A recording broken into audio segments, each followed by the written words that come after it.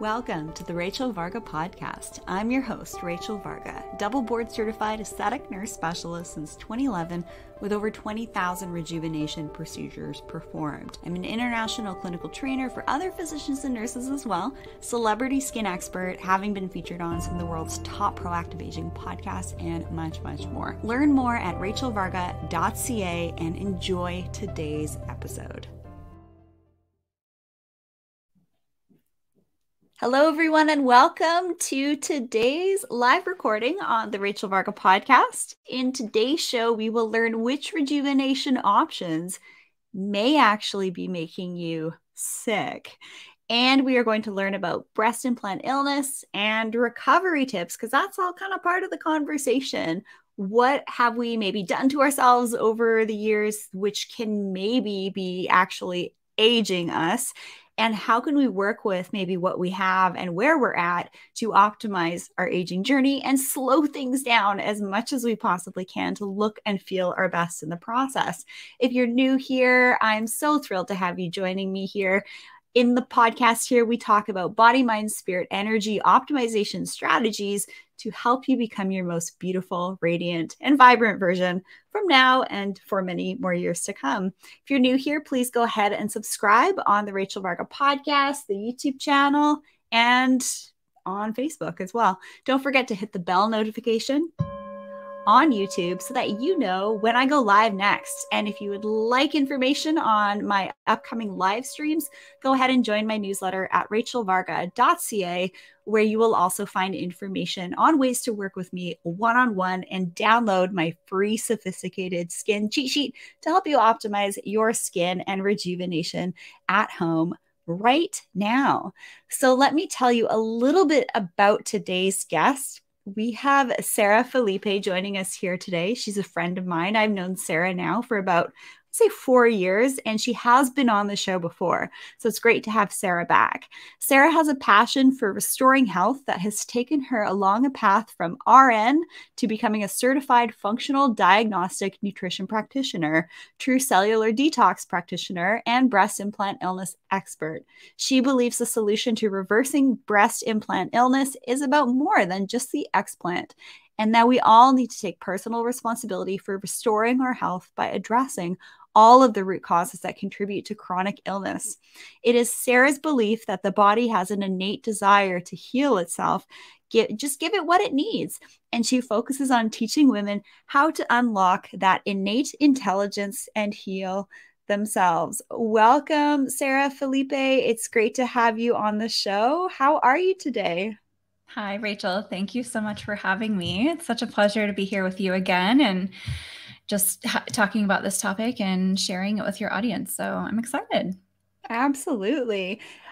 Coming to know you, Sarah, and your work and some of the information around toxicity and breast implant illness, I just have to say very, very candidly to everyone in the audience here, that it's people like you that have really opened my eyes up. Having been in the aesthetic rejuvenation space for over 10 years, there were a lot of things that I was never taught about when learning about these different rejuvenation options. So because of people like you who've really helped me understand the functional side of things and also some of the dangers and things we really need to be aware of and contraindications, I've actually been able to add that type of information into my latest research articles, which you can all find at rachelvarga.ca/research. And really what I'm trying to do is just create awareness in the aesthetics industry that all of these treatments are not maybe the best thing for everybody. We find that with many things in rejuvenation and medicine. We cannot take this cookie cutter approach. We need to look at one another as the beautiful, wonderful individuals that we are. Mm-hmm. So in your experience, Sarah, are some of our rejuvenation treatments actually making us age faster?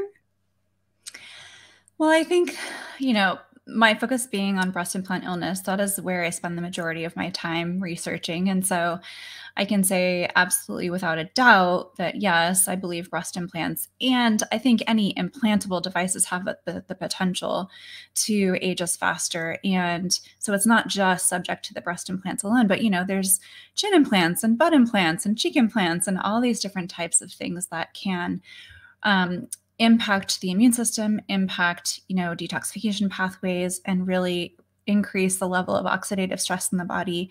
And that can age our cells faster. And that's reflected on the outside by what we look like, right? So I think there's absolutely some truth to that for sure. I absolutely agree. Knowing what I know now, especially about our detoxification pathways, the skin is actually our largest organ Yes. and has a huge responsibility for detoxification. And if Yeah. stuff's haywire on the inside, your skin is absolutely going to display it. And Mm-hmm. with all of these rejuvenation treatments on the market, both surgical, non-surgical, invasive, or non-invasive, there's many different categories. Like, for example, Botox and fillers. Botox is just a brand name, by the way. And then there's all Mm-hmm. these lasers out there as well. There's alternatives to breast implants now with fat transfer and all of that. But all of these options do carry a degree of risk. And everything we talk about here is not medical advice. It's educational information only. If you think you have a medical condition, if you're suspecting breast implant illness, or you just want to talk about something with your physician, I recommend that you consult with them before making any lifestyle modifications. But I would echo the sentiment that in some individuals, rejuvenation procedures can actually make them age faster via the mechanism of oxidative stress and inflammation, especially if the body is kind of unable to handle that one additional type of quote unquote implant in the body. It can be that one thing that breaks the camel's back. Mm-hmm. So thank you for providing awareness on it. Yeah, Why don't absolutely. let's just go right into your area of expertise and tell us all what really is breast implant illness. Okay, so I would say it's simple to explain on the one hand, but a much more complicated subject than we really know thus far, or we don't fully understand it yet because there just hasn't been enough research. But it's a really important topic to cover because I think the last time I looked it up, I discovered there was 300,000 women every year in the U.S. that receive breast implants for a variety of reasons. And it may not just be cosmetic, it can be for other purposes too, mastectomies, things like that, right? So it has the potential to impact a huge number of people. And it really, truly is becoming an epidemic. And it's being referred to, and I also refer to it as a ticking time bomb. So it's not necessarily a matter of if, but potentially it could be a matter of when. I don't know if that's going to be the case for everyone. And we can't make these mass generalizations about every single person, of course. But, when we think about that term, the straw that broke the camel's back, as you mentioned, the breast implants could be just one factor, one kind of stressor that sets the stage for the eventual fall, and something else could become the trigger or the straw that broke the camel's back. And at that point, it's like the chicken and the egg situation, right? And it really doesn't matter at that point what came first. At that point, we need to start removing all forms of stress from the body, and breast implants are one of those. So going back to what is breast implant illness, it's really just this kind of generalized term given to a process by which vague and chronic symptoms develop following breast augmentation with either silicone or saline implants. So it's not just specific to one type of implant. And it can happen at any point, as I mentioned. It can be within days of augmentation or a decade or more later. And it's the symptoms that go along with this are so wide and vague that it's really hard to pinpoint and,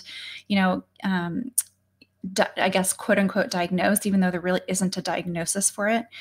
And so people can end up having things like chronic fatigue, cognitive dysfunction, muscle aches and pains, joint pains, hair loss, weight gain or weight loss, low libido, ringing in the ears, heart palpitations, shortness of breath, metallic taste in the mouth, rashes, night sweats, insomnia, hormone imbalances, numbness and tingling in the extremities, vertigo, frequent urination, sound, chemical, light sensitivities, premature aging, which we mentioned, visual disturbances, liver and kidney dysfunction, GI issues, food intolerances, persistent infections that just aren't going away, chronic inflammation, of course, feeling like you're choking, headaches, dizziness, migraines, mood swings. So it's so many different symptoms. You can see how hard it would be for someone to pinpoint unless they really can see themselves in someone else's story and have that light bulb moment, right? And so anytime you put a foreign material into the body, and like I said, like we've both said, this is not just about breast implants specifically, but any foreign material, there's a potential for problems to arise. And so breast implants are no exception to that. And issues can develop from, like I said, both saline and silicone, either due to the chemicals, the silicone, the heavy metals that are in implants and the shells, due to bacterial or fungal growth between the capsule and the implant, or even sometimes with saline implants, things can be growing inside the implants, and their ability to impair the body's immune system and the endocrine system and the detoxification pathways, right? So there's a lot of downstream effects that breast implants can have on the body that impact function. And it's not necessarily that it's causing dysfunction, it's just causing the body to try to adapt, and that results in symptoms. So the body's smart. I don't believe that the body's just falling apart because of the breast implants. I believe it's an adaptation to that physical and chemical stressor. And unfortunately, that does result in symptoms. I've actually had a number of clients that felt like they had breast implant illness, and they go to their doctor and they feel like their physician or provider, they're just not hearing them. This is definitely an area of specialty that I've seen come about over the last couple of years. I remember I was at a conference. It was an injectable conference a number of years ago. It was this probably 5 years ago in Calgary or Toronto. And at the conference, they're just like, just letting everybody know Allergan is issuing a recall. And so I was there the day that happened, one of the first people to hear about that. And everyone's looking around the room because so many doctors and nurses that were at this conference have breast implants. And, some of them had that specific kind because they worked with that kind of product for many years and stuff like that. Yeah. So that was really interesting experience to see even some of my colleagues have their wheels turned to be like, oh no, time to... Right. Yeah. So I think it's great just sharing more awareness on this. And also the clients of mine that have felt like they've had BII, as we can refer to it now, they just kind of intuitively knew. They sort of knew something was off. Is that kind of a first starting point that you find your clients say to you? They just kind of know? Yeah. And I would say that certainly rings true for me in my case. And I had this kind of innate, intuitive kind of knowing early on, but I didn't listen to it. I did some Google searching into it, of course.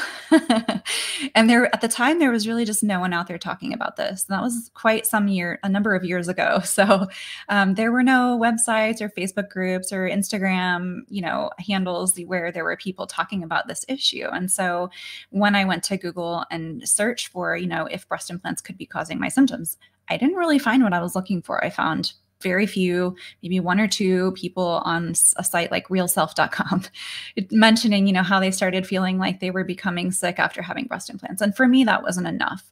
I didn't trust my intuition.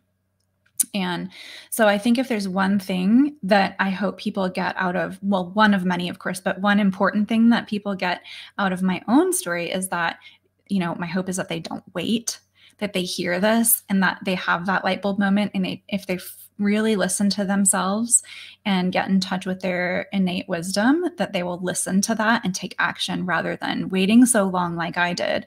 I waited years and years and years before I finally took that step and decided to explant. And I ended up losing body parts because of it. and who knows, I may have avoided that had I not waited so long. So that's a lesson in learning to trust yourself. And so, yeah, I do see people who are like, I never really had these symptoms before my breast implants, and just kind of wondering if it could be that. And so that's when they start, searching around and finding breast implant illness Facebook groups and finding websites and reading about people's stories and seeing themselves in those stories. And I think that's very validating. And I wish that had been the case in my situation, but now it wasn't, and that's okay, because I think, had I not gone through everything I went through, I probably wouldn't be where I am today, and so I think everything has a purpose, even the pain that we go through. Absolutely. As long as we look at the silver linings in every situation, we can Yeah. always learn something from something.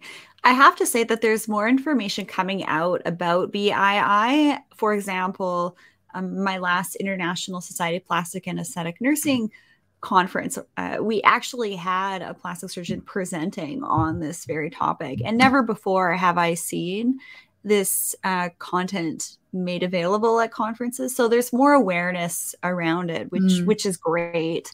All of this stuff, when things are new, there's always things that come down the pipeline with, okay, maybe we need to do this in a slightly different way or make the product a little bit better.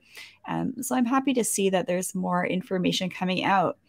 So say, Yeah. for example, if someone is just learning about BII for the first time and they think it might be a problem for them, or they're hearing this and it's resonating, it's clicking, what should they do? Well, I think that if you're thinking it could be an issue, it could be. It probably is. But what I want to emphasize as well is that it may not be the only issue. It may be just a part of your picture, a part of your health puzzle. And so that's one thing I'm always kind of re-educating people about.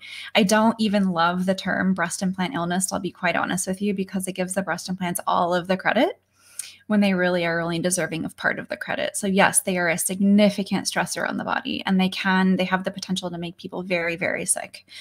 However, we are living in a time where it's one of the most toxic times in history, right? If not the most toxic time in history. And we are just bombarded with things from so many different levels that our bodies just were not designed to cope with.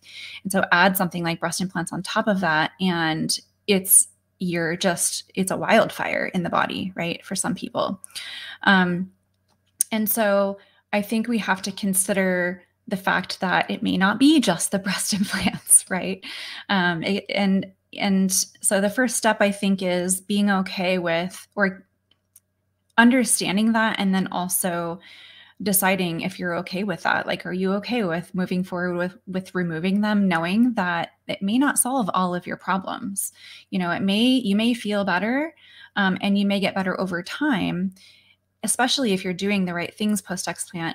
However, if there are other stressors present in your life that are not identified and addressed still, then there's still some fire in there. And there's still fire in the body that is being fueled. And so we have to look deeper, go deeper, and identify, start peeling back the layers of the onion, so to speak, and figuring out what else is a part of your health puzzle so that you can truly heal. It's not all just about the implants, but a good starting place beyond that, understanding that and being okay with that, and being willing to do more work if needed, is to think about interviewing some surgeons, first of all, some explant surgeons. I think that's a good step. And I think you should probably interview more than one, just so that you have a really strong feeling one way or the other about the person that you choose. You want to make sure that it's someone that you trust, you feel confident in, who will do the explant properly and safely and do the best thing for you so that you can have the best outcome. And so, the people that I look for, the surgeons that I look for, are going to be people who have done hundreds, if not thousands of these.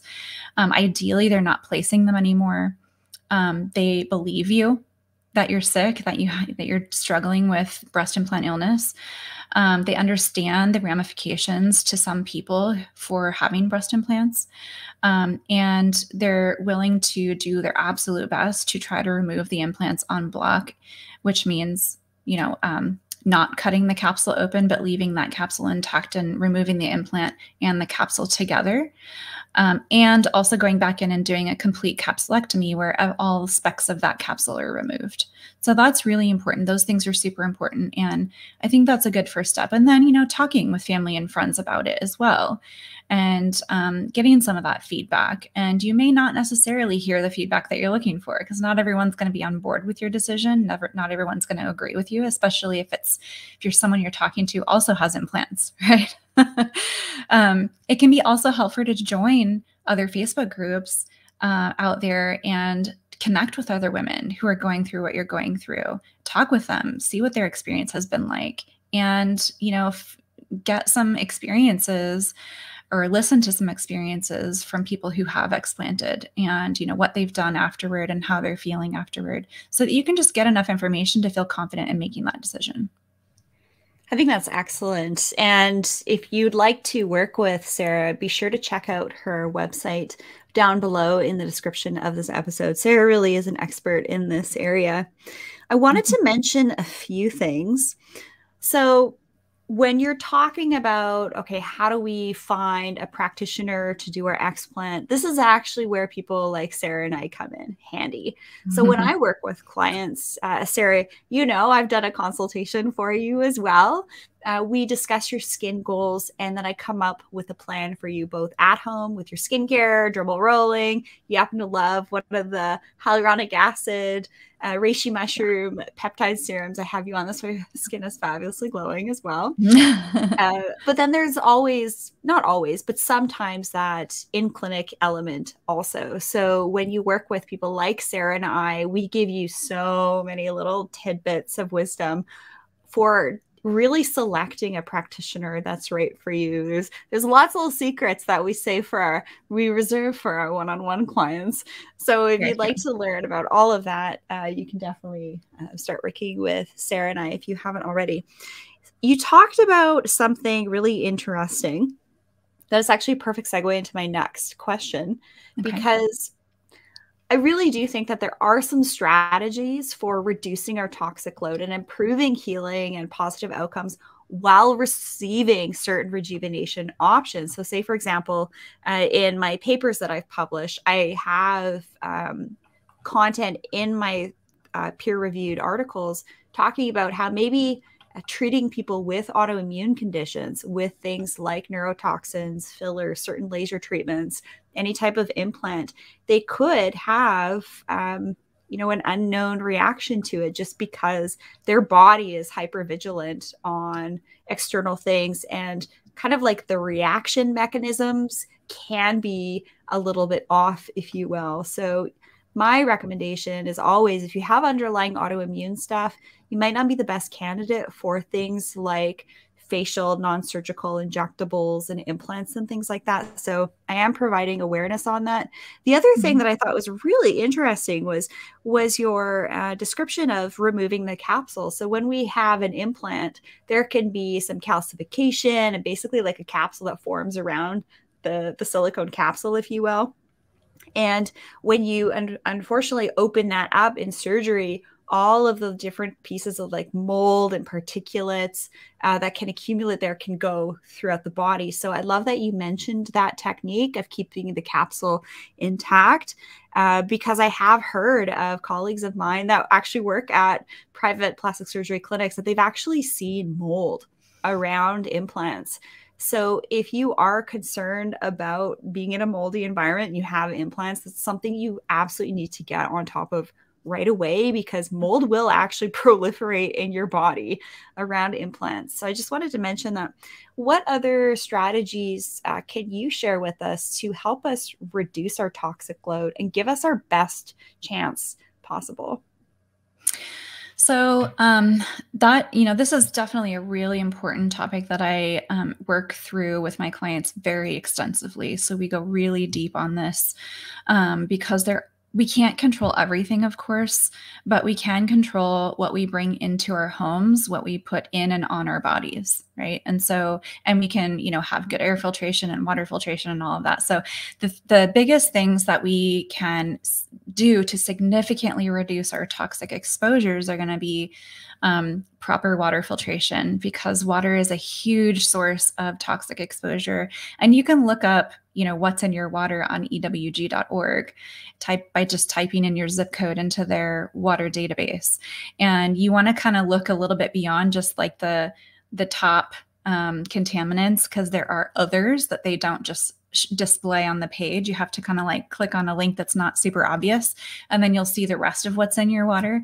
And when I did that, when we just moved to Texas a few months ago, and Texas is in the radium belt, and so I Googled the water. It was horribly contaminated, and there's radium in the water, and that is a radioactive element. It's like radiation. It's carcinogenic, right? And that's something that is like a slow drip into the bucket all day long. Every single day. It's not just like every once in a while you go out to eat and you eat some food that's not very healthy, right? This isn't like that. This is every day, all day. And so kind of like the implant situation, right? For some people. And so I think the biggest thing you can do for your health is drink distilled water. And there's a lot of misconception about distilled water being dead or being not good for you or pulling out minerals and dehydrating you. That's just not true. So, there's a lot more information about that if you look for it. And I have been on distilled water for a few months now, and I feel so much better than I did, even on like what I thought was the most pure water that I could find. So, and then purifying the air in your home. So there's a lot of great products out there for that, making sure that the air you're breathing is clean while you're inside, because the indoor air has been labeled some of the most toxic air, like more toxic than the outdoor air. And we spend a lot of time indoors, especially during this whole pandemic situation, right? We're indoors more often than not. And so you've got, building materials and all kinds of other things off-gassing into the environment, not to mention the possibility for things like mold and certain bacterias that really elevate or increase the level of toxic load that you're breathing in every day. So those two things I think are really key. And then of course you can reduce your toxic load by reducing, how much you're exposed to through food and skincare and, personal care products, things like that. So there's so many options out there these days that there's just no excuse, right? I mean, we have voted with our dollar for the past, couple of decades, basically, and we're finally seeing so much positive change in the right direction to make things safer. So I think those are the biggest things I would recommend, and cleaning products as well. So that's easy to do, and you can work on switching that out over time. It doesn't have to be all at once. So that's going to reduce the load on the body. And so your body can eliminate toxins better, detox better, right? Because it's detoxing the body, if you're still exposed to lots and lots of other exposures, is kind of like trying to empty the bathtub with the water still running. It's never going to happen, right? So, and eating organic, pasture raised, things like that. It all matters. It all adds up. 100% will echo everything you just mentioned. And so here's the link between the breast implant illness and aging well. The same things that are going to help support your BII recovery. And also if you decide to keep your implants or you still want to pursue things like Botox and fillers and neurotoxins and stuff like that, if you are at least making sure that you're integrating a couple of key biohacking things, it's going to give you the best shot possible.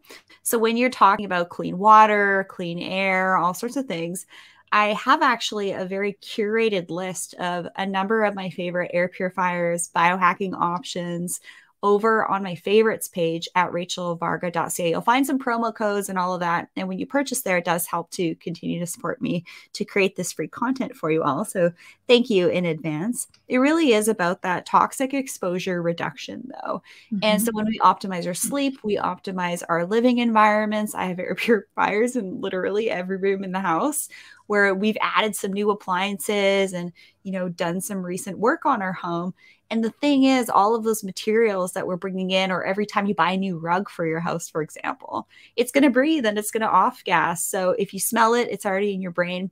So start to be really aware of what you're using in your home. Like Sarah said, your cleaning products. So all of the skincare products that I work with, makeup, hair care, supplements, they're all free of parabens, phthalates, sulfates, artificial dyes, fragrances, not tested on animals, but they also work. I see what my clients have kept coming back for since 2011 with a lot of the products that I work with. So the concept of your building and your home environment breathing is absolutely not something to downplay. One thing I will mention with EWG, I've used that to look over some products and things like that. But one of the things that bugs me is every time I search something on EWG and the product has retinol in it, which is otherwise known as vitamin A, it will actually give it kind of a misleading high rating on it, saying it's toxic. So you have to use those types of websites with a grain of salt. Because vitamin A and retinol is considered a no-fly zone, like if you're pregnant or breastfeeding. So that's why sometimes, even though a product is actually great, it can have a high rating because of certain skin actives. Benzoyl peroxide is one of those. Hydroquinone as well. Anything with those are going to have a high rating, but they could still be clean, just not indicated for pregnancy and breastfeeding. So just so you know. Another trick for reducing toxic load is actually to use skincare that is safe for when you're pregnant and breastfeeding. So for me personally, that's what I do. Products that I use, heck yeah, I'll be using while I'm pregnant and breastfeeding anyways. Just maybe leaving out the sometimes retinol with my dermal rolling and things like that. So I think just in general, we should be caring for ourselves in a way that will always keep our toxic bucket as low as possible, so that if you are choosing to do some of these rejuvenation options, you will hopefully have the best shot out of not having it make you sick, because your body almost has the flexibility to handle those toxins. But I honestly, I would say, Sarah, more and more with the clients that I'm meeting with, they're not really wanting any more of these neuromodulators or fillers. I think also just like with the culture right now with injectables in general, I think that there's an element of that too. So it's interesting seeing the shift in my clients as well, wanting just really low toxic or completely non-toxic options. Are you seeing that too? Yeah, I am. And I would say also that, you know, I don't like to go too overboard with it all, because really you have to be reasonable here, right? Like I said, we can't control everything. And some of the things that, you know, really make us feel good and beautiful and, you know, whatnot, I think it's just about picking your poison, right? You don't want to do it all, but if there's certain things you really want to continue doing, you know, fine. You just, as long as you're really reducing the exposure everywhere else and just focusing on one or two things that you just find that you absolutely don't want to do without. And then supporting your body as best you can to prevent that from becoming a problem. Yeah, absolutely. But I will reiterate that, especially over the last 2 years, I've seen a huge shift of probably a majority of my clients wanting to go for more super clean options that, you know, they feel good about. And to each their own. You'll have my full support with whatever your decisions are for you tuning in here. But there are certainly ways to mitigate harm. And the first of all is don't do anything like even getting a laser treatment or a facial at a clinic. If you're feeling unwell, just rebook, because you never know, your body might be going through some type of, you know, maybe just the first start of a cold or a flu or what have you, or your body just is feeling it's a bit toxic. And so you always have to listen to that inner voice. And if something doesn't feel like it's in alignment with you and your values and your goals, then you have to roll with it. And say you show up to a clinic and the practitioner just like really is trying to talk you into something and say, oh no, it's fine, it's been used forever. If you still have that feeling of, it doesn't feel right, you have to like really express that, because we're kind of in this culture in the clinical space to really like downplay that. But I've just learned an enormous amount of illness and things like that that can happen after certain rejuvenation procedures. Yeah, and I would say I made decisions about hair color, and all these different hair treatments and stuff. About 3 years ago, I decided, you know what, I'm gonna give this up. And I stopped coloring my hair. I stopped having all these treatments done on my hair, and I actually think my hair looks better than it ever has. And I'm letting it just gray out, and that's totally fine. I don't mind it at all. It doesn't bother me like I thought I would. I thought it would. I thought forever, for the longest time, I thought this is one thing I'm never gonna stop doing because I don't want to go gray. I don't want to look old. But I've learned to embrace, my natural hair color and texture and all of that, and it's fine. This is actually a great conversation to have here because all of you tuning in here, ladies, gents, everyone in between, we do start to notice the signs of aging at some point or another. I personally, like, I'll share my journey. I don't care. When I was about, mid late 20s, I was starting to see some fine lines and wrinkles start. I, had some acne scars, hyperpigmentation, I had all sorts of bumps on my forehead because I wasn't exfoliating. I wasn't really looking after my skin properly with a solid practitioner grade routine that was super clean. And then I look at my skin now, over 10 years later, my skin looks so much younger and healthier. So you look amazing. it's not, thank you. It's not just about skincare and rejuvenation. It's about how you're living and your lifestyle. And more clients that are working with Sarah and I, they're really putting those pieces together. So when I do a consultation, I had a lovely consultation with a woman the other day, and she's been following the podcast for like 2 years, listen to every episode. She's like, yeah, I'm already doing that. Yeah, I'm already doing that. Like, oh my gosh, this is amazing. So we're getting a lot more savvy now. And so the journey typically is you start to see the fine lines, wrinkles in like your late 20s, early 30s, then 37 to 41, we start to see this drop off of elastin and collagen in the skin. So we get like this creepiness almost overnight. And then from the ages of 50 to 60, women's faces change shape 3 times faster than men's. Then you got the gray hair starting, you got your metabolism slowing down a little bit, the skin on your body starts to change. All of these things are changing in our bodies.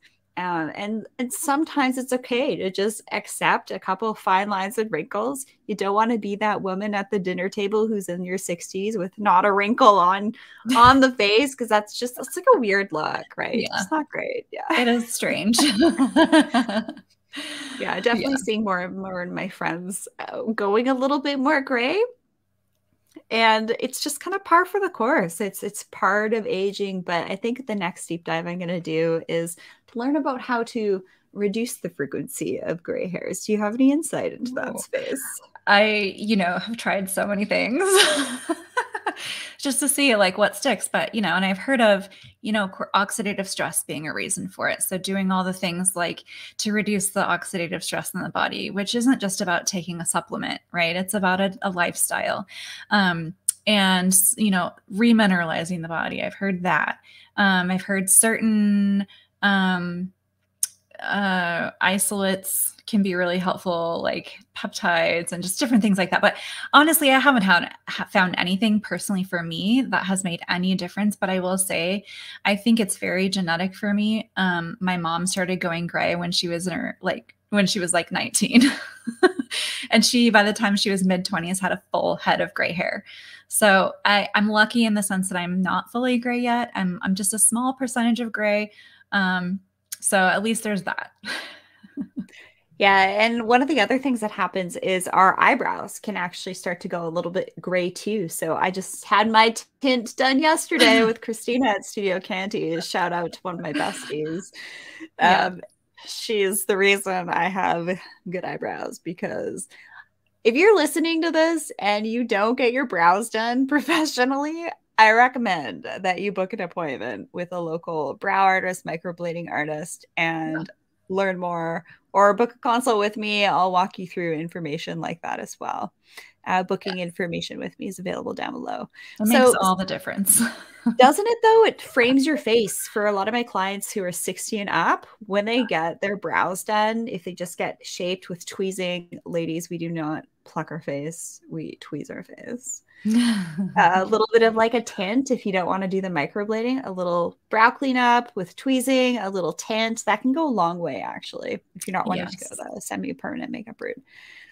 So, Sarah, you work with a lot of really sick women. I recognize this, but I'm sure there's a subset of clients you work with that are just the most resilient. They're more radiant than maybe others. I've noticed this in my work as well.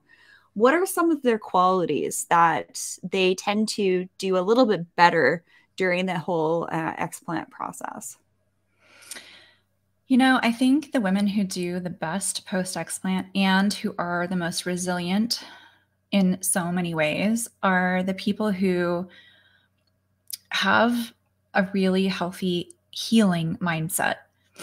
And I think a lot of the mental emotional work just gets glossed right over for most people.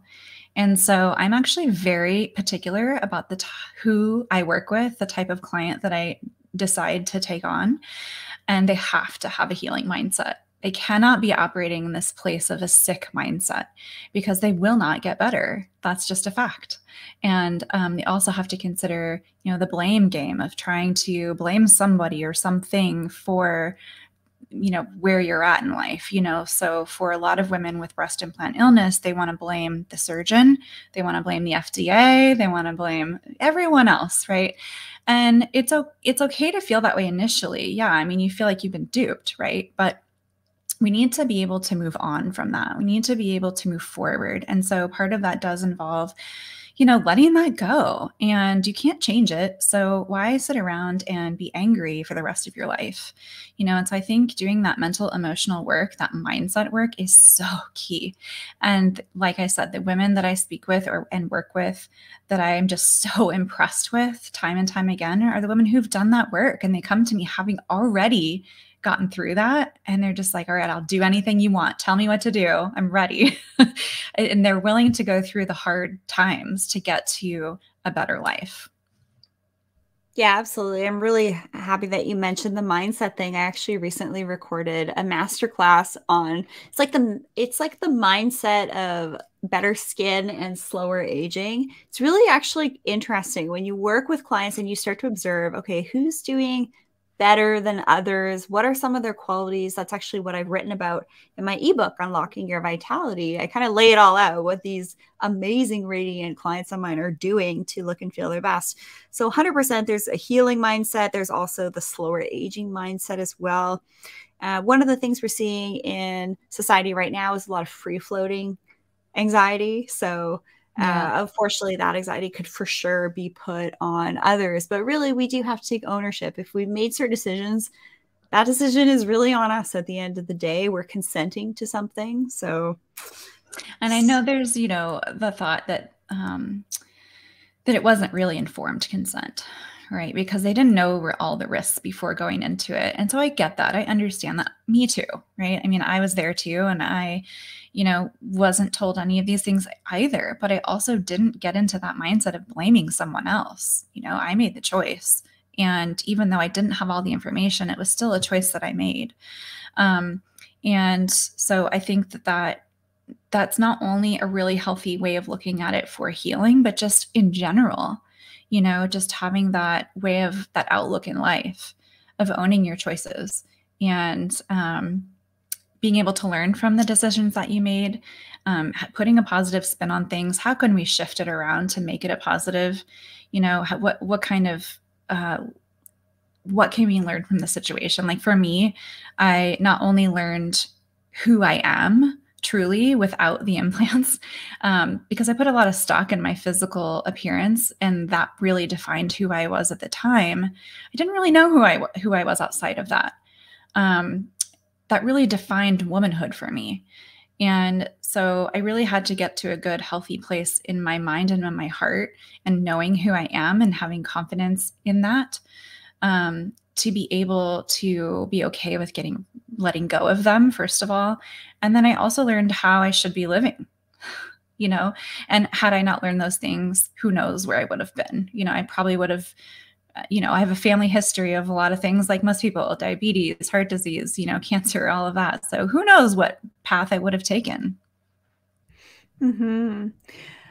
Well, why don't we talk about some pre and post recovery tips? I'm actually going to be doing an entire series on pre-post recovery tips for both at home and clinic things like lasers, like possibly injectables if you're getting them, post certain surgery tips. There are certainly things that we can do that we absolutely know are going to be setting ourselves up for success and to have the best possible outcome.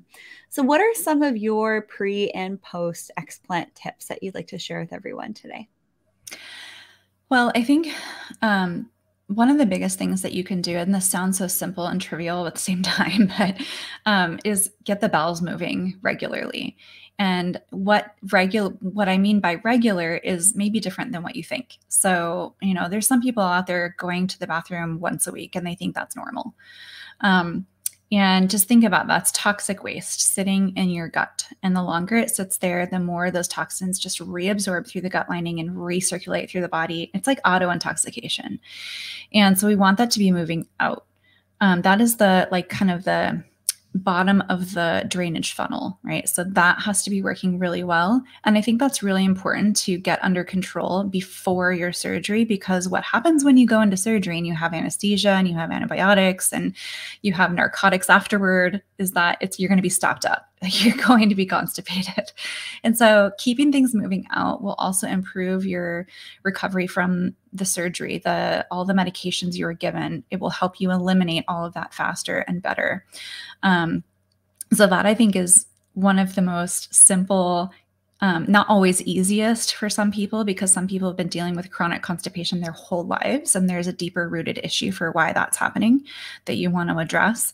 But utilizing whatever kind of support you need to in order to achieve that. And so for some people, that's certain supplements to like get those things moving. And I think as a crutch temporarily, that's fine. You know, we want to also work on healing that. And if there's another underlying cause for that, we want to identify it so you can resolve that issue. But I think just priority initially is get them moving in whatever way you need to. And then, as we talked about before with reducing toxic load, I think that can be something anyone can do before explant, right? Leading up to surgery is just start reducing what you're exposed to on a daily basis. Start cleaning up your diet, start drinking distilled water, those sort of things. So that I think is where I tend to have people focus initially. And then if we are working together one-on-one, I have you doing some other things, of course, to go a little bit deeper, to start opening up other drainage pathways like liver and kidneys and gallbladder and sometimes lymph, but a lot of the time I want to wait until after surgery for that. And that's because the lymph holds a lot of toxins as well as pathogens. So pathogens like to hide out in the lymph, especially viruses like Epstein-Barr. And when you move the lymph, if you've got a lot of toxic load there or high pathogen load hiding out there, you're likely going to feel very, very sick for possibly a week. So it's better to kind of work on getting those other downstream drainage pathways working really well. And then maybe after surgery, when those pathways are working well, I think that would be a fine thing to do, is getting the lymph to move, but probably not before that. So that's kind of where I like to focus pre-explant. And then post, it's a lot of the same. So initially keeping those drainage pathways moving, because things are going to start mobilizing now that that toxic source is out of the body, right? So same thing when you take out like a mercury amalgam filling, or all of the mercury in your mouth, let's say. Once all of that exposure is out, that source is out, your body can start to let go of what it's holding on to, because you're not having that constant exposure every day, all day long. And so you want to make sure things are able to be detoxified and moving out. So not just supporting drainage pathways, but at that time, I like to start supporting the biochemical detoxification pathways. So I'm talking about, methylation, glutathionization, sulfation, all those sorts of things. So we're not just talking about one isolated pathway. Everyone wants to focus on MTHFR, but that's just one of many. And not everyone needs the same kind of support because we're all bio-individually unique. So I think it's also helpful to do some genetic testing to kind of get a look at, what your pathway is, what are your weaknesses, right? So you can support those as best you can, and support them in a way that is specific to you. And let's see. So detoxification pathways, drainage pathways, and typically I take my one-on-one clients a lot deeper than that. So we're doing gut work. Once we open up those pathways, we're getting into some gut work. We're getting into kind of systemic pathogen work, dealing with what is burdening the immune system beyond the implants. And so that can be a result of the implants, of like a downstream effect, or that could just be an additional thing that you're dealing with that you've had for a while. So it could be parasites, it could be fungal overgrowth, it could be, Lyme and co-infections and viruses and things like that. So, and not everyone is going to have the same, set of pathogens in their body that are impacting them negatively. So it's important to, look under the hood, do the lab work, see what's there, so that you know what to address, not just shoot in the dark.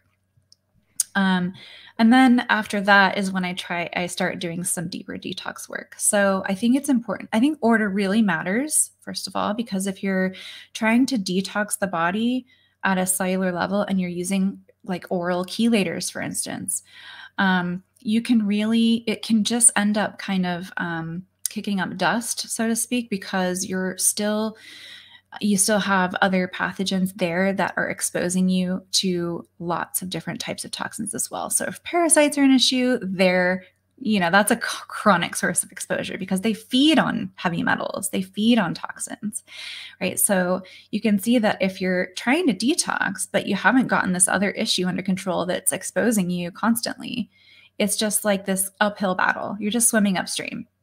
So that is one small example of why order matters so much.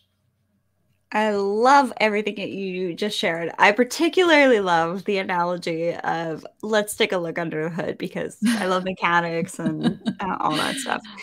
And you're absolutely right. You've heard me say this many, many times on the show, test instead of guess. And I do actually have some resources to drop right now. For food optimization, I do trust the Viome gut health test, and you just go to viome.com, use promo code Varga, and that will get you special savings. That's really what I trust. There are a couple other tests I've done as well, and they do actually line up, which is great. So that's a good one. My Toolbox Genomics, Sarah, that's a friend of ours, Dr. Erica Gray. She's one of the co-founders of that gene testing company, My Toolbox Genomics. She has an epigenetics test kit, a nutrition test kit, detox test kit. So you can really kind of take a look under the hood for literally a couple of $100 for each of these tests. They used to be thousands. So they definitely are a little bit easier to get into the mix. I'd also love to echo the importance of lymphatic drainage. I do love to talk about this and some of my pre and post recovery tips in my one-on-one consultations, my skin camp programs, but I also do quite a deep dive on pre and post care in my ebook as well. And all that's at rachelvarga.ca. But actually, bowel movements daily is actually a sign of good hormonal balancing. If you're not going to the bathroom enough, that can actually be a sign of estrogen dominance. So yes, starting with the gut for sure. And in the past, I used to be definitely a little OCD about pre and post recovery stuff. You should have seen my stash. I had bromelain, I had arnica, I had milk thistle, I had all these other things to help mitigate general anesthesia, also the narcotics that are used after surgery, all of that for really clearing things out and support the healing process. Actually, I have one supplement that's fantastic for pre and post care. It's actually been used by top plastic surgeons across the globe for about 15 years now. It's a super clean product, and it just really helps to prepare your body for surgery. and, different rejuvenation treatments as well. So you take it for about 15 days before, not on day of surgery, and then 15 days after. If you'd like information on which product that is and if it's right for you, just send me an email, info@rachelvarga.ca. But yeah, definitely a bit of a nerd when it comes to their pre and post recovery. Because, when you're setting yourself up for success post explant surgery, it's also similar for pre and post laser or injectable rejuvenation or eyelid surgery or rhinoplasty or facelift or, lipo, all sorts of things we can do to give our bodies the best shot at recovering and also do things to support less bruising, less swelling, and all of that. So we definitely touched on a few important things there. Yeah. And thank you for saying that too, Rachel, because I tend to most of my clients are post explant already, like they've already done that. And so I have a few that have come to me pre explant wanting that support before and then continuing beyond. And so I tend to sometimes forget about some of those additional really helpful tools because it's just not where my brain is focused. 100%. And to be completely frank with all of you, you can spend a small fortune trying to get all of these different supplements. Like I mentioned, the bromelain, the arnica, the milk thistle. These are all, if you go on blogs, those are like the top 3 you're going to be finding everywhere. But I actually work with a formulation that has all of that and many, many more important cofactors all in one supplement. So it just makes it, yeah, it's all in one. It makes it super easy and everything is designed to work synergistically together. And it's a super clean formula and all of that. So just let me know if you want that. Just send me an email. What would you say some of the next steps that people do after explanting? What can people do to optimize their experience if they've decided to go down this route? Well, I think it's a lot of the same things that I recommend pre-explant, just really cleaning up the diet and eating good, a nutrient dense diet. And I am a strong advocate for animal protein, animal products, if you tolerate them and you do well with them. Most women are not getting enough protein and they're probably not getting enough fat either. And we use, amino acids and fatty acids and cholesterol and all of those things to build our cells. And so when you're thinking about being cut open and needing to heal those cells and tissues, we need all those building blocks. Right. So we need lots of protein. We need lots of good fatty acids in the diet. And we need the cholesterol from animal protein or eggs or things like that. And, red meat and good quality pasture raised organic, eggs are 2 of the most nutrient dense foods on the planet. And you really cannot get the same density of nutrients from plants. Although I am an advocate for eating a plant heavy diet as well, but it's all about balance, right? And not leaning too heavily on one source or another. I'll completely echo that too. For some reason, I don't do well with chicken anymore. Chicken just feels super heavy and it's also got lots of the bad fats that you don't want a lot of. So yeah, absolutely. I'll echo that. I seem to be doing better with steak. I love cooking up some nice steak. Oh my gosh. I have a strong preference for steak over any other kind of meat. I just love it so much. And I also think there's a bit of intuition there, this innate intuition. If you have a strong craving for a particular type of meat, it's probably because you need something in that, right? So listen to your cravings. And I'm not an advocate for one way of eating for every single person or really restrictive diets. It's all about balance. It's all about figuring out what food makes you feel good when you eat it. Yeah. Definitely. And so that requires some training and listening to your body and paying attention. And we don't often pay attention to how we feel after we eat, unless we're feeling really terrible, right? So I think that's really important with diet and getting the right macronutrients and micronutrients for healing from the surgery. And I think there's some great tools you probably know more about than I do for helping to heal the body post-explant better and faster. And I think some of those things, I think about hyperbaric oxygen chamber. I think about, maybe down the road for scarring, lasers, things like that. And this just really varies, but I have some clients who are I want to do all the things. What should I get? I'm going to go, to this wellness clinic. What should I do? And so, you could do a lot of things. You could do IV glutathione, you could do IV NAD+, all those kind of anti-aging rejuvenation types of infusions that also help with healing and detoxing. But not everyone does well with all of those modalities, right? So someone who can't break down glutathione is going to feel really, really unwell getting an IV glutathione drip.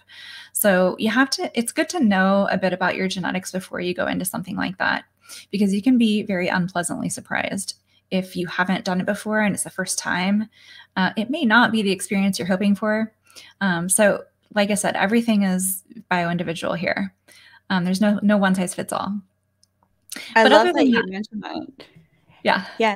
And the other thing I wanted to mention was protein. I found that in my diet, I wasn't quite getting enough protein. I was kind of tired of getting it from meat because I did another Viome retest. And I was just eating a little bit too much meat. I was having some more game meat like elk and boar, and I wasn't having as much fish as I was before. I tend to do really well with as much like raw salmon as possible.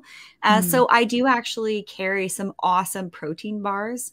And this is actually made by a practitioner grade supplement company with over 30 years of formulating protein powders and all of that. Super clean, non-GMO, all of that. So one of the things I'm doing lately, and with some of my product orders, is I'm actually giving you guys a little protein bar in certain orders.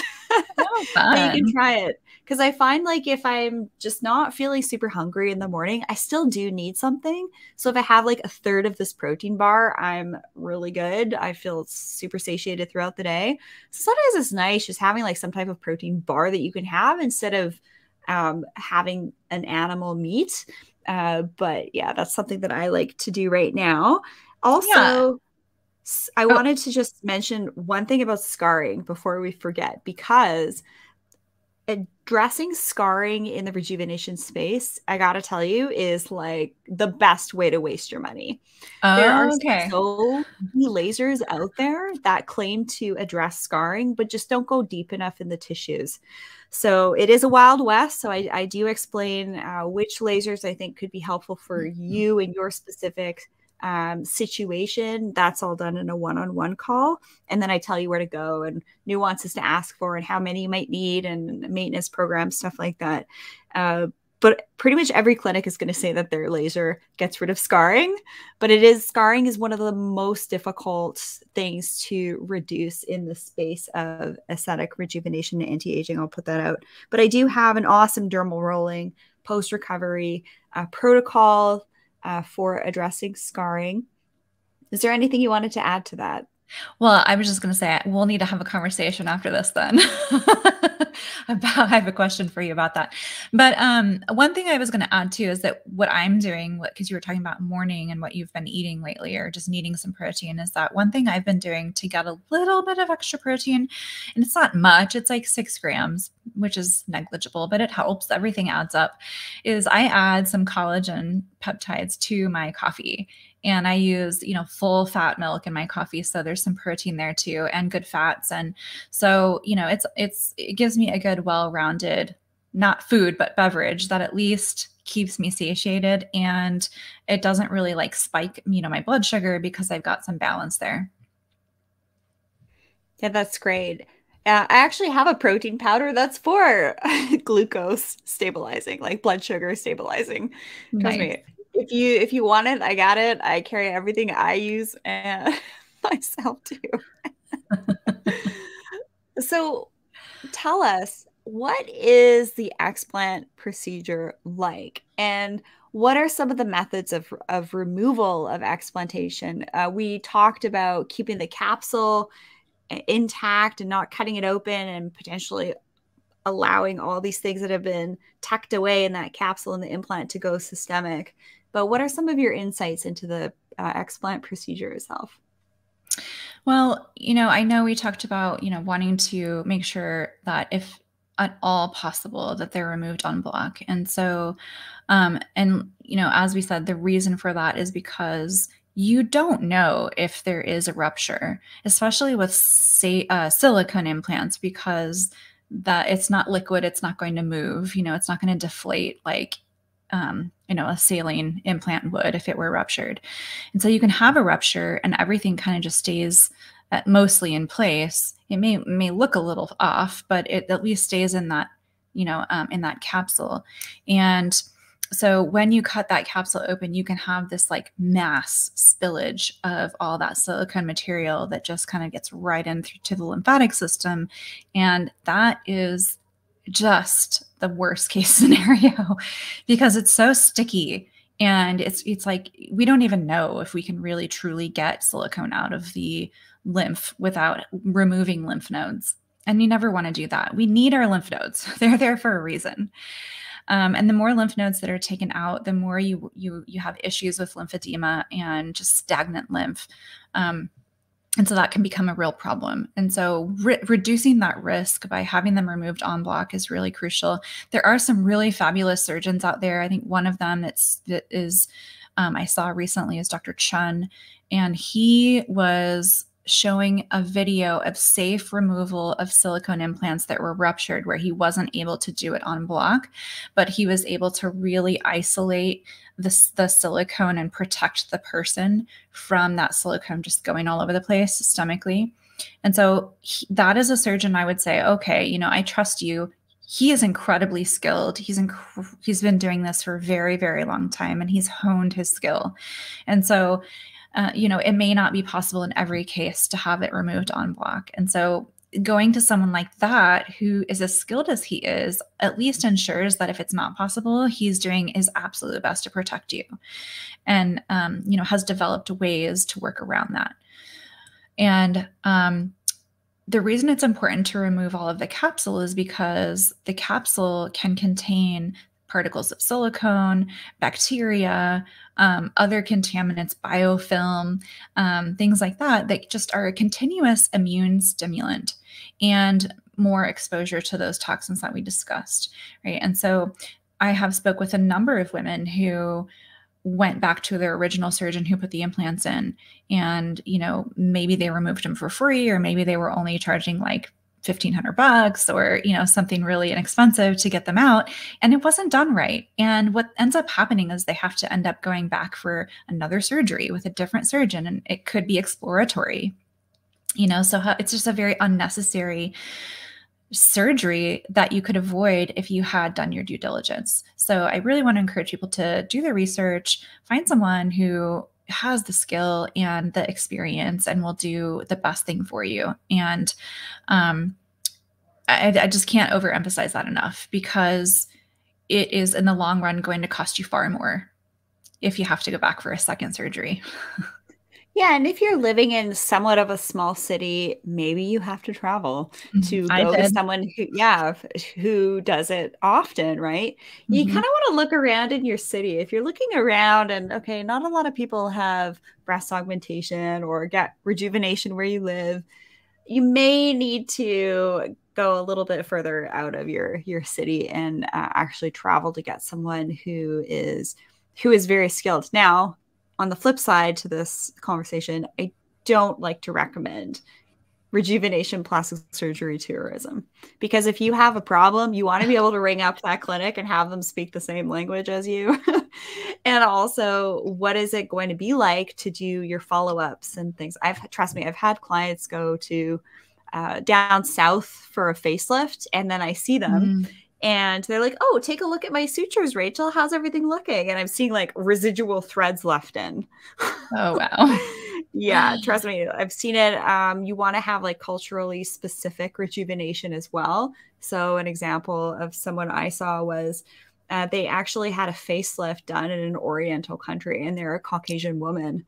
So they ended up with like Oriental looking face shape, which completely was inappropriate for her ethnicity. So there's all these things to think about when you're thinking about, okay, who's the best practitioner to do this? So that's why working with myself and Sarah, that's really why I wanted to bring Sarah on the show, is to share with you that, yes, there is experts in the field of explanting and helping you work through this, because breast implant illness, we're definitely hearing more and more about. Now, this isn't to freak people out. If you are finding that your implants aren't giving you any problems at all, you're not having any pain, you're not having any textural irregularities or skin lesions, then sometimes leaving well enough alone isn't a bad idea. I've had a number of plastic surgeons relay that to me as well.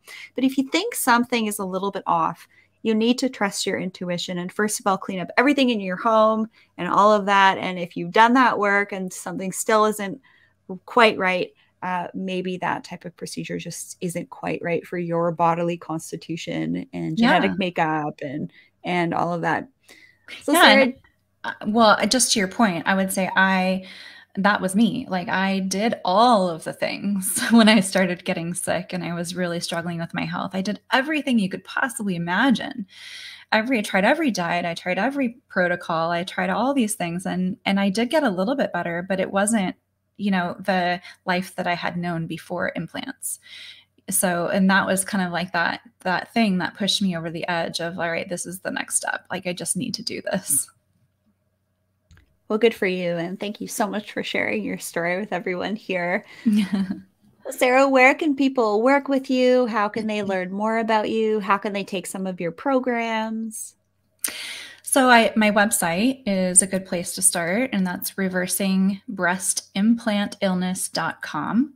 I have a lot of, blog posts there, educational resources, other various types of resources there. And then I have a Instagram channel, or not channel, handle is the same, Reversing Breast Implant Illness. I have a Facebook page and I have a Facebook group, same name, Reversing Breast Implant Illness. I'm not very active, I will say, in Facebook. I may be moving away from Facebook. I've been looking for a way out for so long, but there's just so many things so many groups I'm a part of in Facebook. It's hard to get away from it, but that is my goal this year, is to move away from Facebook. So Instagram is a better place for social media. And then I have put out a lot of YouTube videos. Get on my email list because I do send out a lot of things that way that, I wouldn't otherwise share. Well, that's great. Thank you so much for sharing all those resources, and your website is in the description of this episode. So thank you, Sarah, for joining us here today on the Rachel Varga podcast. I just wanted to give a quick shout out to everybody and an announcement. I am currently accepting new one-on-one clients, and I invite you to schedule your consultation with me at rachelvarga.ca. And go ahead, and I invite you to use the promo code podcast15 for 15% off of your booking with me.